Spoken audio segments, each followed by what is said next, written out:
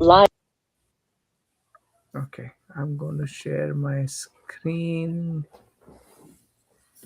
Uh, yeah, chapter 11. Okay, we'll start with the prayer.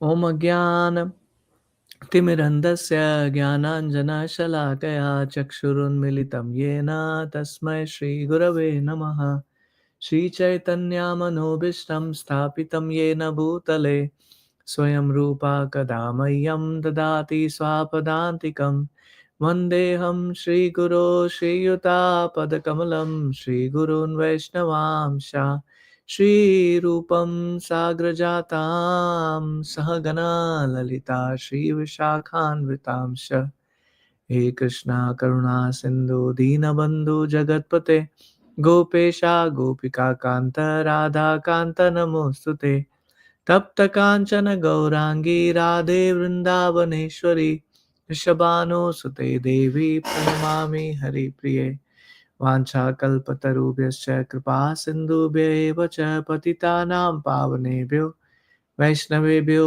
नमो नमः नमो विष्णुपदाय कृष्णपृष्ठाय भूतले श्रीमते भक्तिवेदान्त स्वामिनिते नामिने नमस्ते सरस्वती देवे गौरवाणी प्रचारिणे निर्विशेषा शून्यवादी पाश्चात्यदेशतारिणे जय श्री कृष्णा चैतन्य प्रभु नित्यानंदा श्री अद्वैत गदाधर श्रीवासादि गौर भक्तवृंदा हरे कृष्णा कृष्णा कृष्णा हरे हरे हरे राम राम राम हरे हरे मुकुं करोति वाचालं पंगुं लङ्घयते गिरिं यत्कृपातमहं वन्दे श्रीगुरुं दीनतारिणं परमानन्दमाधवं Sri Chaitanya ईश्वरम्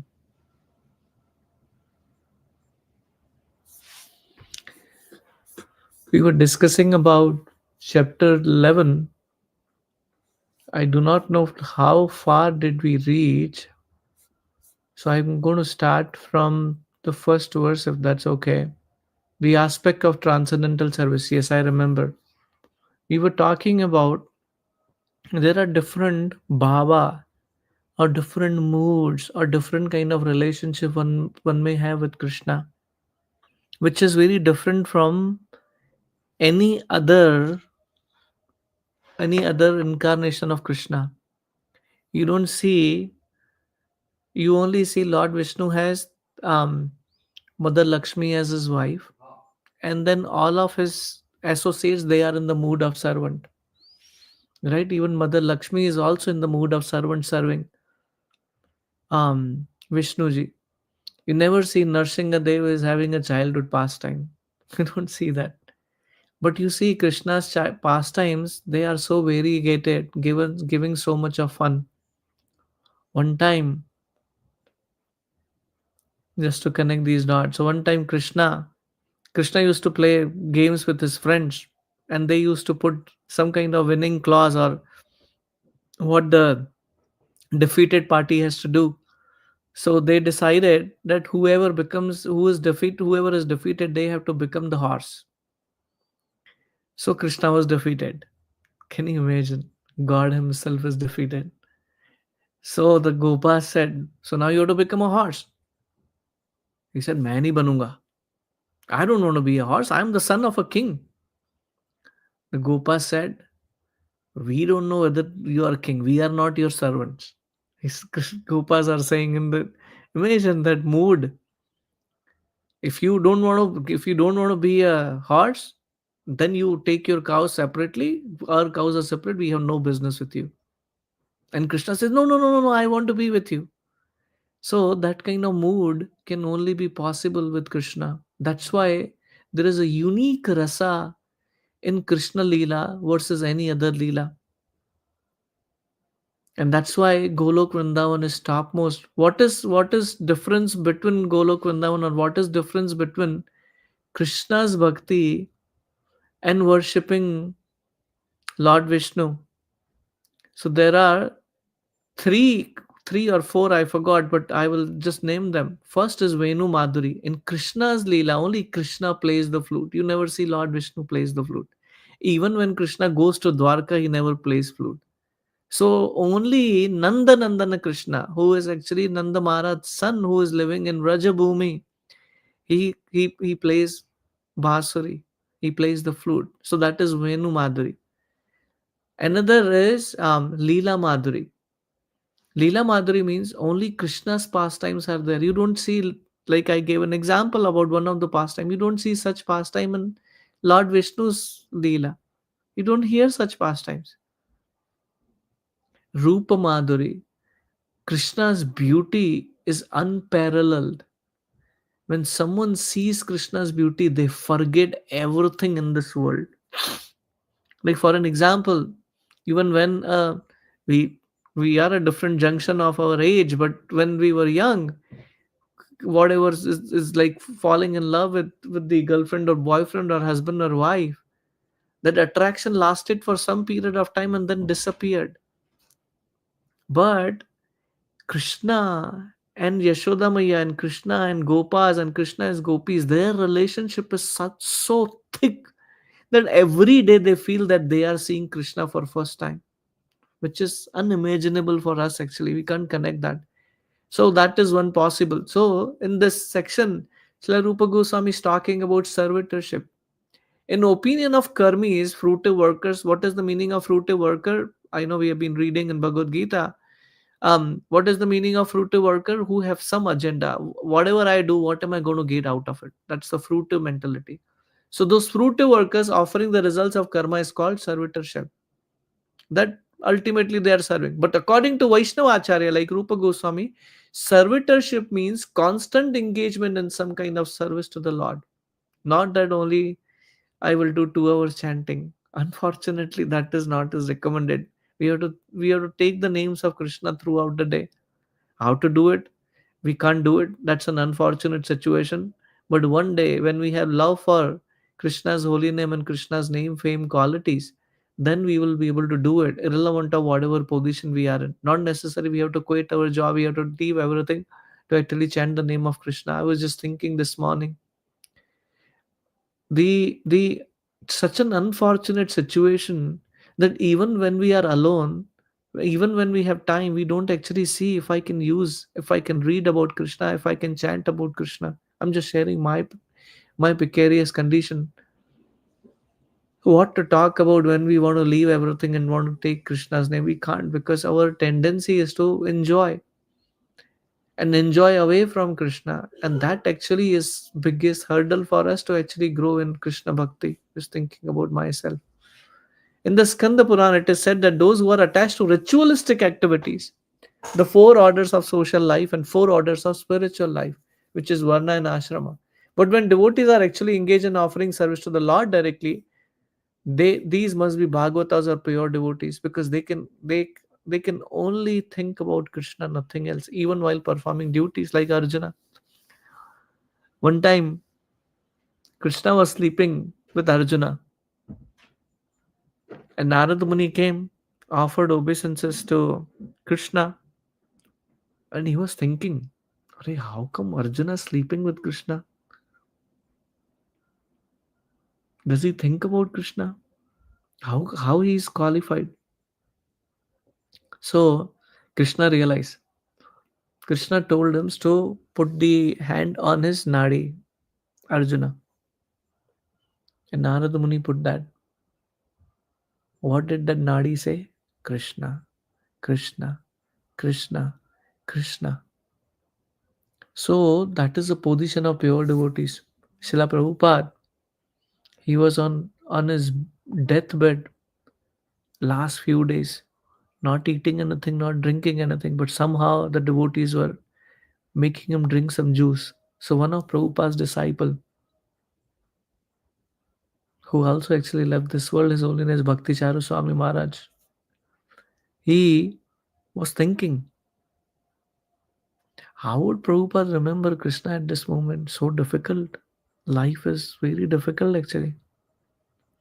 So he was making Prabhupada drink some juice with the spoon. And when he opened Prabhupada's mouth to put the juice, the tongue was vibrating. Krishna, Krishna, Krishna, Krishna. This is the position of pure devotees actually. They are always thinking about Krishna. Those who are engaged in fruitive activities or prescribed duties according to four orders of social and spiritual life, we belong to that, are not actually pure devotees. We are not. But still, because they are offering the results up to the Lord, they are accepted as devotees. So devotees also have a different level, different gradient based on where they are. Pure means 24 karat pure gold. We are Mishra Bhakta. Mishra Bhakta means our bhakti is mixed with either karma or jnana. Either we think about what am I going to get out of it, or I want to receive this jnana. But still, because they are offering, yeah, this we covered. When one has such no such desire, but acts spontaneously out of love of God, such a person must be accepted as a pure devotee. There was one of the associate of Lord Chaitanya. His name was Mukunda Dutt, and he was uh, what do you call the Vaidya based on his profession. Earlier times there were no doctors. You can call them doctor, but they were Vaidyas actually. They were very very powerful. They were actually be able to just touch your nadi and then suggest some herbs from which you can get out of it. So at that time there were Muslim kings who were ruling. So he was actually the also the Vaidya of Muslims. So the king was there. King one time he was sick, so he called Mukunda Dutt. He says, can you prescribe some medicine and all that stuff? So Mukunda Dutt saw the nadi. He said, oh yeah, you have very high acidity. You have to take this medicine. These herbs you have to take. Okay. At that time, some of the king's minister came, and they were actually bringing a charmer with the peacock feather. The moment Mukunda Dutt saw peacock feather, he fainted and fell down because king's position is generally high, few staircase above. He fell from there and went to the ground. So king was very concerned because he was really highly efficient doctor or Vaidya. So he said, "What happened? Why did you fall down?" He said, "No, no, no. I have a problem with epilepsy. Sometimes I just faint and then fall down." But king, though he was a Muslim king, he knew what was that. He told him, I know you went into ecstasy remembering Krishna. Though I am a Muslim king, but I understand what is your position.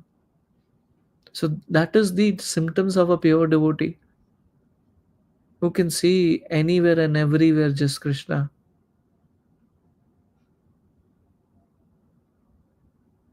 And Krishna is just looking for them. There is one Gujarati poet, his name is Narsi Mehta. Very, very powerful saint actually. He used to write poetry like Tukaram. So, very, very poor. Very similar story like Tukaram. Very, very poor Brahmana. Didn't have any money.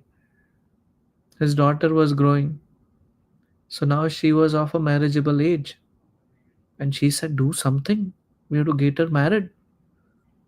Narsimha says, my dear Lord, your daughter is ready to get married. Please do something. Please arrange something. We cannot duplicate or we cannot mimic that because this is a very high position he was on. What is he saying? Your daughter is of a marriageable age. He's thinking even his family is not his. It is of Lord. Please arrange something. Few days, someone knocked the door. A very handsome gentleman came there. He said, I want to get married. And I heard about your daughter and how wonderful qualities of devotion she has. I want to marry her. They were very happy. They knew his background. He was a Brahmana. So he said, yeah, very nice. So they were searching Panchang and finding out what is the next marriage um, tithi. So they found the whole year there is no tithi except there is one in 4 days. And this guy has no money. And how will he arrange for 4 day marriage? But they agreed. So now his wife was, oh man, how are we going to do it? Do something about it. So he was again calling out the Lord, "My Lord, please help me. Your daughter has to get married in 4 days. Please arrange something." He said, "Fine." Did I share that story before? Yes, Prabhu. Ah, Ah, thank you. thank Sorry, you. I Sorry, I forgot. So many so places. many places. No, I'm not sure about Naresh Prabhu had that not, but we you also shared with the other group that I was Other in. group I That shared, group I not this shared, group. not this group.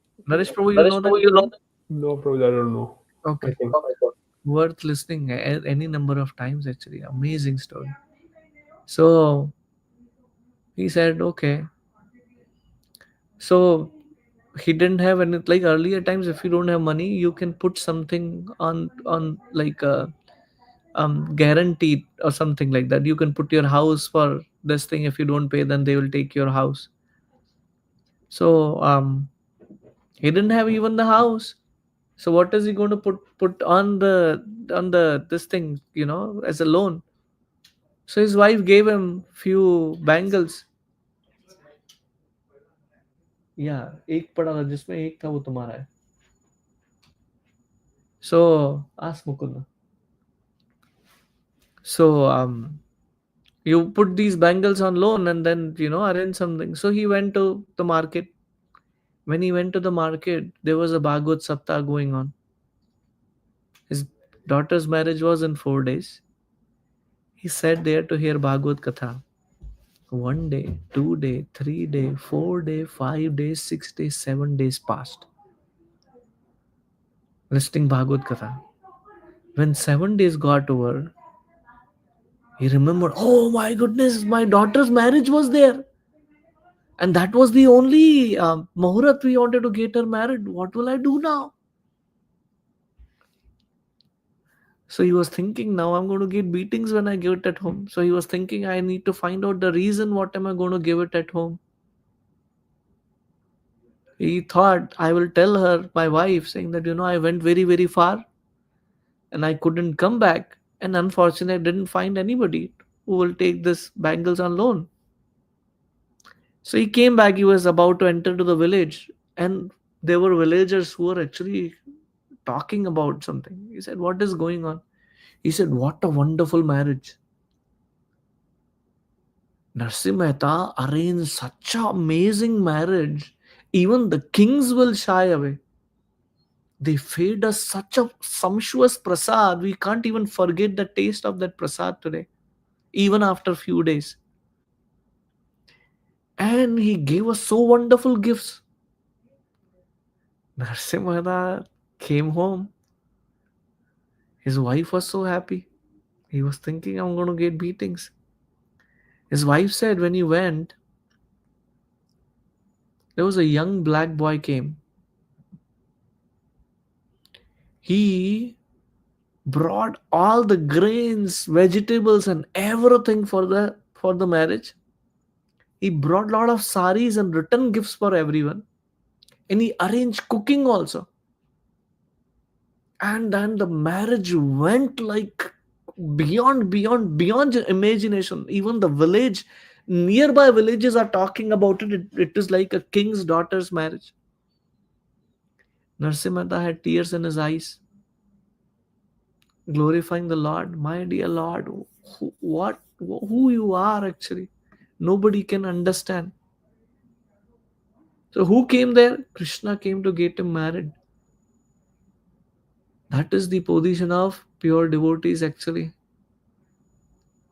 The conditioned soul who come into contact with material are more or less desirous, lording it over the material nature. The system of varnashrama, prescribed duty under the system are so designated the conditioned soul may enjoy in this material according to his desire for sense gratification, at the same time gradually become elevated to spiritual understanding. My dear devotees, there are so many people struggling to even get 2 times of meal.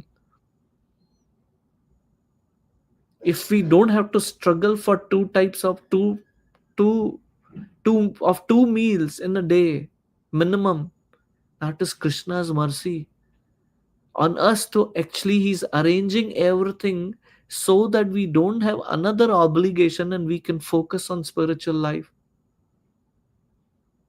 Krishna arranged that you want to do sense gratification thinking about myself, You do it, but please do bhakti. Under these prescribed duty of Varna and ashram, there are many activities which belong to devotional service in Krishna consciousness. Those devotees who are householders accept Vedic ritualistic performance as well as prescribed duties of devotional service, because both are meant for satisfying Krishna. Even our material duty is also a part of devotional service, because we have to maintain ourselves. We need money to survive. So whatever we do, that is part of devotional service, and we use that money in either feeding for prasad, getting flowers for the Lord, getting some rice and some other vegetables and bring it to the Lord, or whether we go to holy places with that money or help building temples, is all considered to be spiritual. When householder devotees perform some Vedic ritual duty, they do so to satisfy Krishna. As we have previously described, any activity aiming at satisfying Supreme Personality of Godhead is considered devotional service, because grastas have to maintain their family. They have to take care of their financial situation.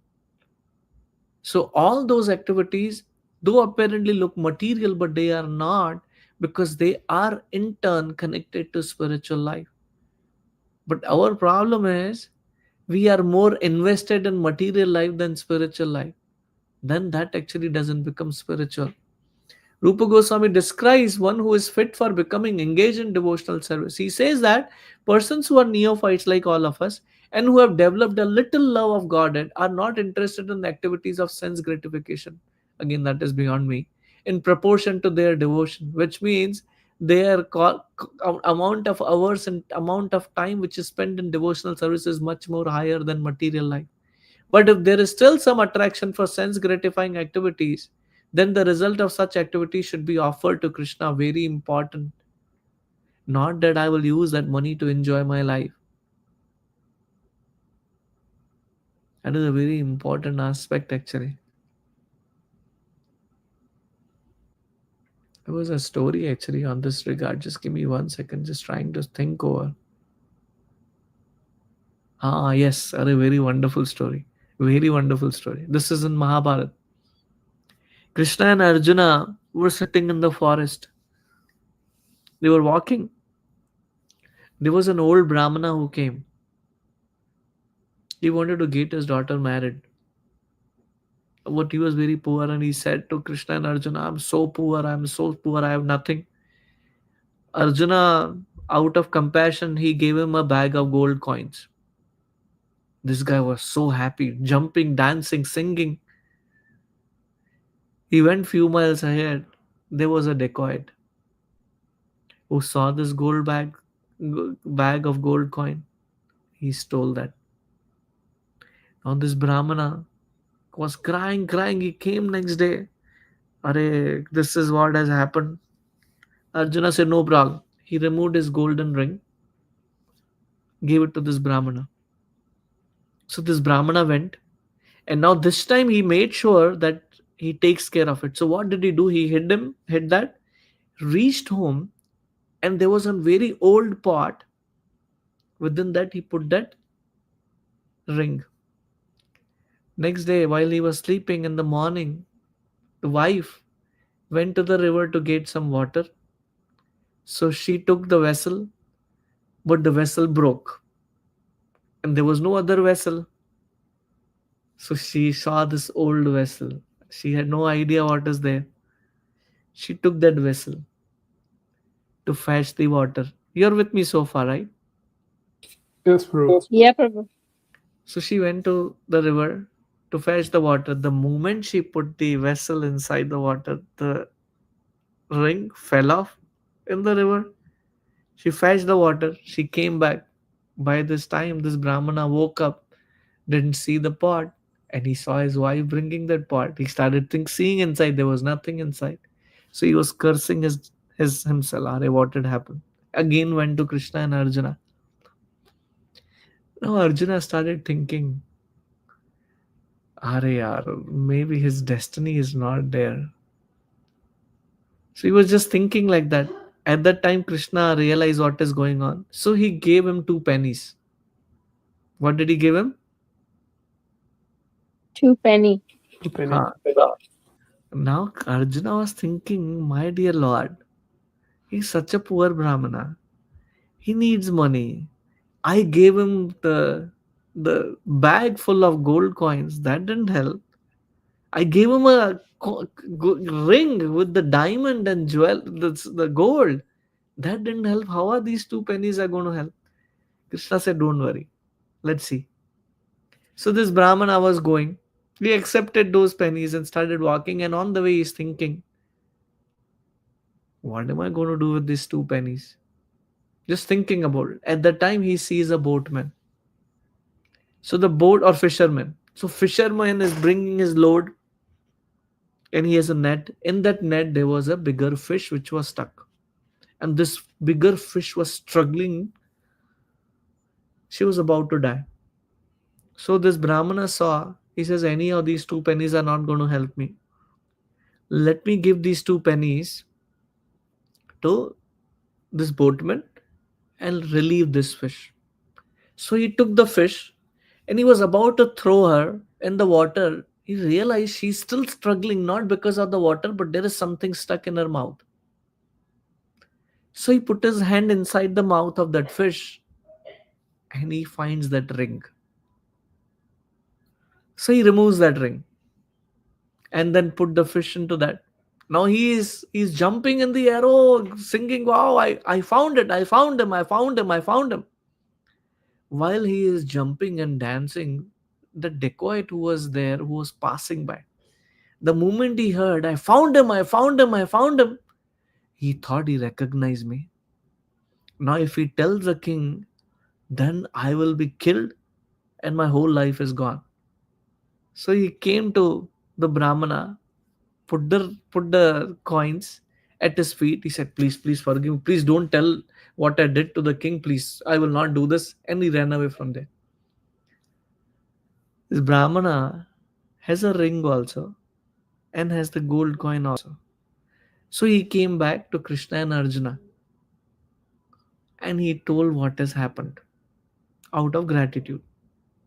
Arjuna heard this and Arjuna is bewildered. My dear Lord, what did you do? I don't understand. And Krishna said a beautiful lesson. He said, when he was given the gold coin, when he got the gold ring and diamond ring, he was thinking, how is he going to enjoy? But when I gave him two pennies, he was, rather than thinking about his enjoyment, he was thinking, what, anyhow this money is not going to be useful. That's what he was thinking. But let me use this money for others. And he started thinking about others. He relieved that fish. And that is how he actually got everything back. Our life is exactly like that. We are so materially minded. We want to give less and less to Krishna. We want to take more and more from Krishna. Yeah, I want to enjoy this. I want to buy this car. I want to buy this. I want to buy that. And I want to do that. But when it comes to the temple, when it comes to charity, when we go to the shop, when we go to the store, of course, nowadays card system is there, but let's think cash system. You will go at the back of your wallet, which will have hundreds, 500s, and whatever it is. But when we go to temple, when it comes to donation, where do we go? Not at the back. We'll go at the front of the wallet. And what are there in front of the wallet? Ones and some chiller maybe. This is what is mentioned. This is called engagement in the service of the Lord, with the Lord as a master and knowing as the servant, which is very important. If we do not utilize the money in service of Krishna, we utilize it for our sense gratification, that is sinful. In Naradiya Purana, there is a statement of how this servitorship is transcendental. It is said that a person who is constantly engaged in devotional service by his body, mind, and words, or even a person who is not practically engaged but is simply desiring to be there, is considered to be liberated. I'll tell you a story. There was a mouse. who somehow entered on the altar, and he ate givics which were offered to the Lord, which is indirectly it's a prasad for him. In the next life, that mouse became a queen. What happened? The mouse became a queen, and then she did the charity, and she would use that givics to actually offer it to the Lord. In the next life, that queen went back to Godhead. Can you imagine? What is mentioned here? The mouse did not have an intention to actually eat the givics or prasad. But even if simply one desires, is also considered to be liberated. Can you imagine? It is said in scriptures, even if one desires in the dream that let me build this temple for Krishna, not even giving anything, just thinking, Lord builds the house for that person in spiritual world. Who will not do devotional service actually? Can you imagine? What a wonderful reciprocation one may get. There was an ant who was crawling on the floor. When we take Charnamrit, someone took a Charnamrit, and while drinking, the Charnamrit fell off on the floor. And the ant drowned in that, because ant is so small. The Charnamrit, she drowned in that. Immediately, that ant was transported to spiritual world. What was the qualification? No qualification. I was just crawling there, but just came in contact with Charnamrit. Ant was delivered. There was a there was a thief, very sinful person. He had a girlfriend. So they decided they will meet in the forest at a certain location. So this thief got a flower, and he was waiting for his girlfriend to come. It became dark. Girlfriend didn't come yet. So he was at near Vishnu temple. So he thought, any of girlfriend did not come. I have a flower. Let me offer this flower to Vishnu. So he went to offer that flower to Vishnu. Did I tell this story before? No, Prabhu. No, Just right? No. I heard a thing from you. Yeah, Okay. No maybe problem. this class or no, what I hear Yeah, from you. no problem. Sorry, please forgive me if I repeat, but I will make sure it is in Uh, relation to whatever we are speaking. Probably even if you repeat, my mind is not that great from you. I can. It's like a Even I have a problem. So this person offered the flower to Lord Vishnu. He came out the death personified come. Which means it's time for him to leave the body. This person left the body. So he went to Yamraj. Now Yamraj asked him, you perform, your whole life is filled with sins. You're going to eternally live in hell. But you did one good thing. You offered one flower to Lord Vishnu. You can stay one day in heavens. Now you decide where you want to go first. He said, you remember Naresh bro? yes, Prabhuji. Yeah. He Yes, choose Prabhu, I remember too. he choose Svargaloka. Anyway, it is wonderful. Yeah, so he chose Swargaloka. Let's go there. So when he went there, he realized what did he do? He offered the flower. There were the guards of the Kadamba Kanana garden, Nandana garden. I forgot Kadamba Kanana. Please forgive me about that. I'm poor with names. He took the sword. He took all the flowers. Om Keshavaya Namo, Om Madhavaya Namo, Om Narayana Namo, Om Govindaya Namo. All names. He offered all the flowers to the garden. They got over. He came to Yamraj. He said, no more hell for you. Now you'll eternally live in heavens. That is the power of Lord. Even if here he was not even desiring, by mistakenly he offered flowers. But Lord is so merciful. Devotional service and friendship. We spoke about that pastime before, but in connection, devotional service and friendship can be divided into two categories. First is to act as a confidential servant of the Lord, other is to act as a well wisher of the Lord.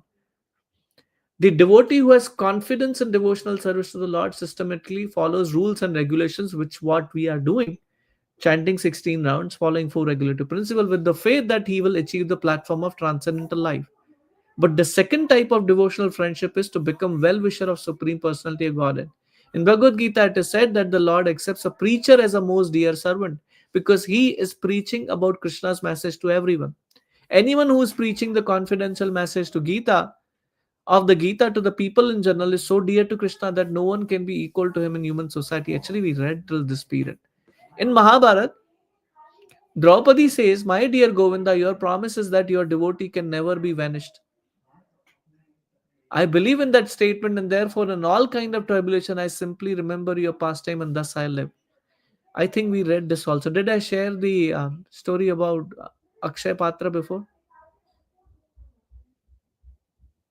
Last week I don't probably. remember, Prabhu. If you No problem.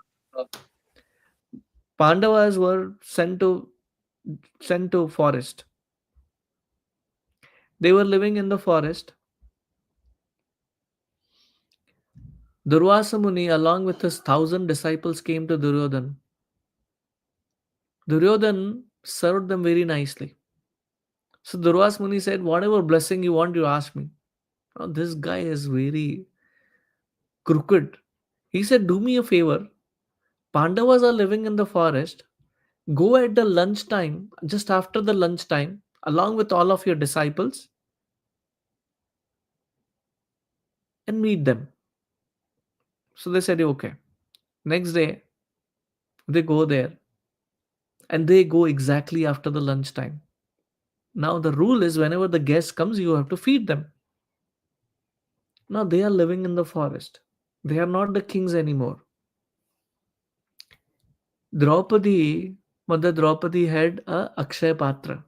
Akshay Patra means it will produce as much food as you want until Mother Draupadi eats. Once she eats, Akshay Patra will not produce anything until the next day. So they came after lunch. Draupadi already finished her lunch. Pandavas were eaten.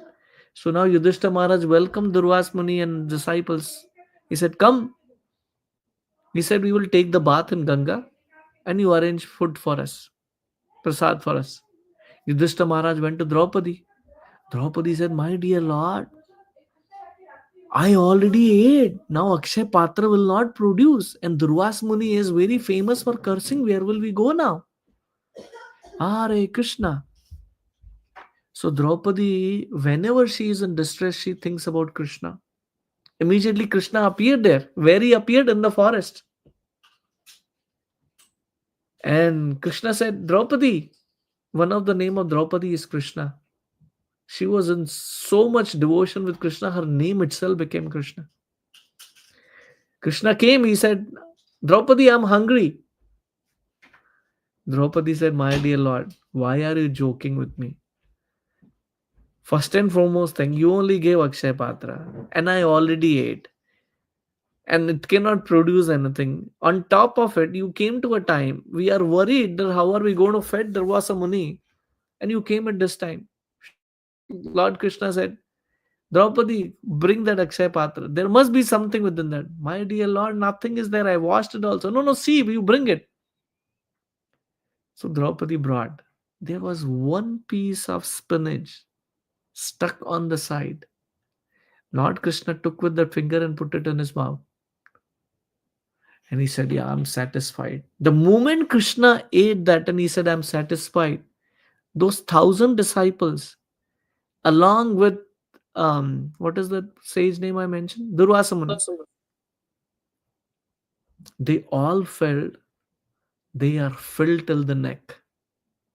They have zero appetite. What to talk about appetite? They can't even take a morsel of even water beyond this. A drop of water. And Bhima came running. "Arey, please, aao, jaldi aao, the food is ready." They started running away from that. Array, where will we eat? And our necks are filled with that. This is Krishna. What is Draupadi saying? I believe in that statement that therefore, in all kinds of tribulation, I simply remember your promise, and thus I live. The purport is that Draupadi and her five husbands, the Pandavas, were put into severe tribulations by their cousin brother Duryodhana, as well as by others. The tribulation were so severe that even Bhishma Dev, who was both a lifelong brahmachari and great warrior, would sometimes shed tears thinking of them. He was always surprised that although the Pandavas were so righteous and Draupadi was practically the goddess of fortune, and although Krishna was their friend, still they had to undergo such severe tribulation. Though their tribulation were not ordinary, Draupadi was not discouraged. She knew that because Krishna was their friend, ultimately they would be saved. A similar statement is there in 11th canto of Srimad Bhagavatam, 2nd chapter, verse 53, where Havish, the son of King Rishabh, addresses Maharaj Nimi, my dear king, a person who never deviates even for a moment from engagement and service at the lotus feet of Supreme Person. Engagement which is sought even by great demigod like Lord Indra, with firm conviction that there is nothing more worshipable or desirable than this, is called the first class devotee. What is a first class devotee? Every minute, every second thinking about how can I serve Krishna through my body, words, words, body, and mind, and action. Word actions, forgot the term there. Sri Rupa Goswami said the neophyte devotee who has simply developed a slight love for Godhead is certainly a prospective candidate for devotional service. There is so much hope. Even when we are new, if we have little desire, Krishna reciprocates. When he becomes firmly fixed in such devotional service that assured status become a confidential part of his devotional service. Sometimes it is found that a pure devotee lies down in the temple of the Lord in order to serve him as a confidential friend. Such friendly behavior of devotee may be accepted as raganuga or spontaneous. Although, according to regulative principles, no one can lie down in the temple of Supreme Personality of Godhead. We do not sleep.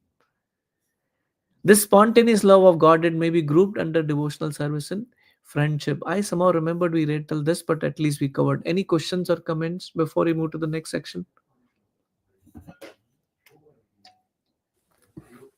No, Prabhuji. No problem. Surrendering everything to the Lord. Regarding complete surrender, there is a nice description in 11th canto of Srimad Bhagavatam 29 chapter verse 34 where the Lord says, a person who has completely surrendered unto me and has completely given up all other activities is protected by me personally, both in this life and in next life. In other words, I wish to help him become more and more advanced in spiritual life. Beautiful example is Bharat Maharaj. He was a king. He went to the forest leaving all the duties. He reached to the very highest level of bhakti, which is after the topmost is prema. Second last is bhava. He was on that platform. There was a lion who roared at that time, and there was a mother deer who had a miscarriage. The child fell off, the baby deer. And he was thinking, who will take care of baby deer? He started taking care of the baby deer. And in that course of time, he forgot what is his real goal of life is. He was thinking about the deer, baby deer, where would it go? Did she eat? Did he, whatever it is, he or she, did he eat? Did he go very far? And in that course of time, the death came. And as he was meditating on the deer, what did he become? He became a deer. But in the deer, what did he remember both in this life and next? He remembered his past life. None of us remember our past life, but the deer remembered the past life. And remember the mistakes he has done. So, in this lifetime, as a deer, he was not distracted and he was lingering around the hermitage of sages who were discussing Krishna Katha. So, he would just hear Krishna Katha. So, when he died as a deer, he became Jada Bharat. Jada means stupid. He behaved like stupid so that nobody can talk to him. Most of the time, whom people talk? Whoever want to share, like, even gossip, for gossip someone will have to come to you. If you are mad or if you are stupid, nobody will come to you. So he behaved like stupid, though nobody will come to him. But he was very exalted, and that's what Krishna is saying. A person who has completely surrendered into me and has completely given up all activities protected by me personally, both in this life and next. In other words, I wish to help him become more and more advanced in spiritual life. You see this example.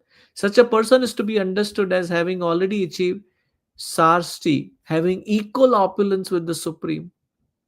It is also confirmed in Bhagavad Gita that as soon as the person surrenders unto the lotus feet of Krishna, Krishna takes charge of him and gives him a guarantee of protection from all sinful reaction. He also instructs from within so that the devotee may very quickly make advancement towards spiritual perfection. Another example is King Indradumna, very powerful sage, very powerful king. He would actually offer a gold leaf flower to Krishna every day. And one day, while he was in meditation in the forest, the sage came along with his disciple, and he did not realize that they are there. He did not offer them water or place to sit. They cursed him because you are a dumb person, you don't know how to deal with guests, you become an elephant. So he actually became Gajendra, the elephant, and he was the king of the forest, whole forest in heavenly planets. And he was one time just taking a bath in the river, playing with his wives. A crocodile caught hold of his feet, and he was thinking, who is crocodile? I'm the king. He tried everything. He fought for more than 1,000 years because this is heavenly planet. And he realized, I'm losing. And whatever prayers he remembered as a king in his previous life, the same prayers he remembered and he offered it to the Lord.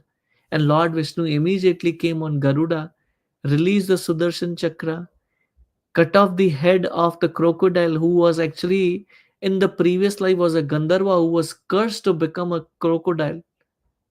And here was Gajendra. So crocodile was delivered, and it's not that elephant said, "Oh, now you release me, now I'll enjoy and go and enjoy with my wife and family." He said, "My dear Lord, please take me from here." So this is what does this mean? Is that he also instruct from within so that the devotee may very quickly make advancement towards spiritual perfection. Exactly at that time, Lord came from his heart to give him that guidance that now you offer that lotus flower and recite these prayers. That is a power. This self-surrender is called Atma Nivedana. According to different authorities, self is differentially defined. Self is sometimes considered to refer to spirit self, which we know, or soul, and self is sometimes considered to refer to the mind or the body. Full self surrender, therefore, means not only surrendering one's spirit soul, but also surrendering one's mind and body to the service of the Lord. Srila Bhaktivinoda Thakur has sung a nice song in this connection while offering himself as a police. He said, my mind, my household affairs, my body, whatever is in my possession, my dear Lord, I offer you to your service. Now you can do with them as you like. You are the supreme possessor of everything. So if you like, you can kill me, or if you like, you can give me protection. All authorities belong to you. I have nothing to claim as my own. Sri Yamunacharya in his prayer to the Lord has expressed a similar idea in the following. What does he offer? My dear Lord, I may be living within some body as a human being or as a demigod, but whatever mode of life, I do not mind because these bodies are simply byproducts of three modes of material nature. Wow. And I, who am in possession of these bodies, am surrendering myself unto you. In Hari Bhakti Viveka, there is a statement regarding how one can offer his body in self surrender. Very wonderful point. Then the devotee says, my dear Lord, as a souled animal has no need to think about his maintenance and sustenance.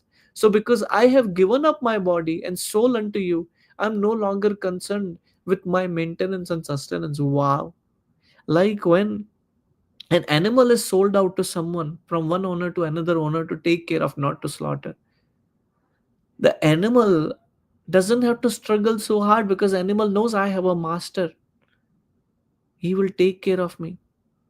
There was a lion chasing cow. The cow ran, and she entered into what they call it as where the mud takes you inside. What is that called as? Not sand dunes. What is that called as? Black sand type that it Something. goes down. I forgot. In Hindi we call it as daldal. Quicksand. Prabhu is quicksand. But quicksand is not daldal, right? Yeah, it's daldal in Hindi. Okay. So this cow fell in that, and now the cow was getting inside and inside and inside. The lion was so hungry he wanted to eat her, and he wanted to still take hold of her without realizing he also entered into the daldal. Now he was also drowning. So cow started laughing at him. He said, "My master will see I'm not there. He will keep searching for me and will come here and get me out of this daldal. That is my great fortune. But who is your master?" And that is an important aspect. When the animal has the master, that person the animal understand I have somebody to take care of me. And when we understand that Krishna is my maintainer and Krishna is my sustenance, he will take care of me whatever happens, because he is my master. In other words, one should not bother about his personal or family maintenance or sustenance. We should do minimal as much as possible rather than our whole concentration going on that. If one is actually surrendered in body and soul, he should always remember that his only concern is to be engaged in the service of the Lord. Sri Rupa Goswami says that the devotional service in friendship and devotional service in self surrender are two difficult processes. Therefore, such relationship with Lord can very rarely be seen. Not easy. Only for the advanced devotees are these two processes easily executed. The purport is that it is very rare to see surrender that is mixed with sincere ecstatic devotion. One must give himself completely to the will of the Lord. Sometimes the surrender is forced. We don't want to surrender, but we come to that situation where we have no other option. At that time, actually, we understand how to surrender. So I think it's already 8:25. Any reflections, any comments, or can we summarize what we discussed today? Prabhu, I do have one question. Please. Just a while back, that when you said Yumna, what was that king name? The Y- that he became Gajendra. Ah, King and Uh, Yamuna, Indradumna. Indradumna. So that king, when he was a pure devotee, right? Mm, He was mm, a pure devotee. He was offering the gold leaf and the flower to Krishna. mm, But now, when that time, if someone came and he was so like devotion, he couldn't see. mm, So why he got cursed, and how? Like, isn't it clear? Like I'm saying is, Krishna. If Krishna knows that he's a pure devotee and pure bhakta, then the other sage can, how can they curse him? Because that sage is also like, as we learned from supreme god is Krishna. The mm, sage I'm become like sager, the sage and their devotees, they're also disciple of Krishna's. So mm. how come that time the shade gives that like sharp and all that. Very beautiful. Thank you for being very, very attentive. In this regard, I want to share another story. Somehow I hear my echo back. Yeah, thank you for going on mute. So there was a devotee of Lord Jagannath. As far as I remember, his name was Madhav Das. Maybe I'm mistaken. I'm poor with the names. So this devotee developed a disease. He was a pure devotee of Lord Jagannath. Whatever he would eat, he would basically pass. So he was struggling, and then because earlier times people would think about contagious disease, they will actually kind of put that person out of the village. So he had to live near Ganga outside the village. He would not, first and foremost, he would not get anything to eat, but even if people will give, he would eat and he would actually pass it out. So he was becoming thinning, becoming really weak. So he was almost at the verge of death. So slowly he was receiving some food and he was feeling better. But what he would see, that wherever he would pass, the next day that area would be clean. So he was puzzled. There is someone cleaning. Can you imagine? You pass nature's call and then someone cleans that stuff behind you. Because earlier time there were no separate toilets where you flush and all that stuff. So he hid himself and he saw he had a blanket. So he saw whenever that person comes, I'll put the blanket on that person and then I'll find out.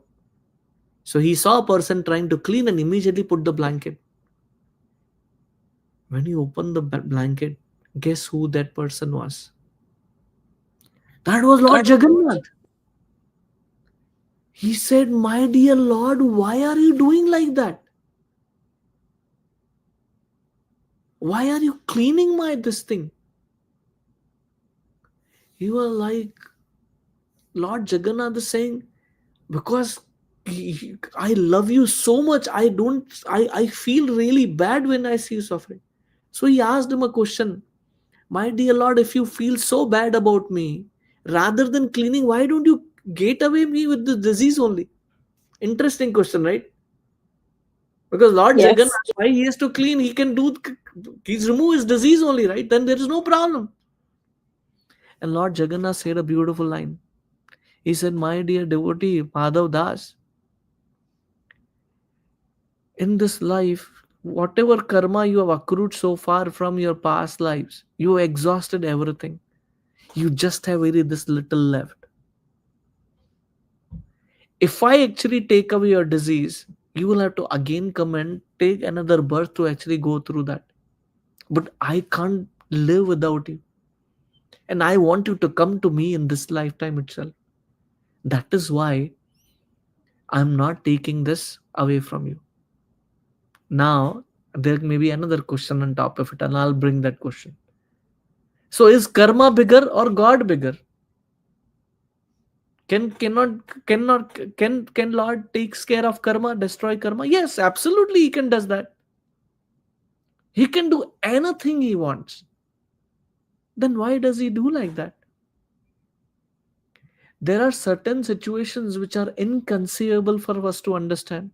Yudhishthir Maharaj, when he went to actually see Bhishma Dev, Bhishma Dev says a beautiful line. Bhishma Dev is telling, my dear Pandavas, I just can't understand why you had to suffer so much. You have no karma. And on top of it, Krishna is your relative. And he is always there taking care of you. So it's very bewildering for me to understand why you had to go through what you went through. But I guess that's the power of time. So in certain situations of pure devotees, Krishna intervenes to take them an example. That is first aspect. The second aspect is, for the devotee, he may have to take another few births to come back to Krishna, and Krishna do not want to live without them. So sometimes he gives them difficulty so that they can finish it in this lifetime and come back to them, because Krishna does not want to interfere into the material laws they have set up. He may do it, but sometimes he may decide not to do it, because Krishna is, what do you call it as, he he he can he can um What is that word? I forgot the name. Give me 1 second. He's a swatantra. He is not bound by. We cannot ask him, why did you do that, Krishna? Why not like this? Why like that? That's not how love works. And that is the whole point about it. When Krishna actually intervenes in the pastime of King Indradumna, first and foremost thing, King Indradumna would not have been there in Srimad Bhagavatam, because he took the form of Gajendra. He offered the prayers. He took his example. His name first and foremost thing came in Bhagavatam.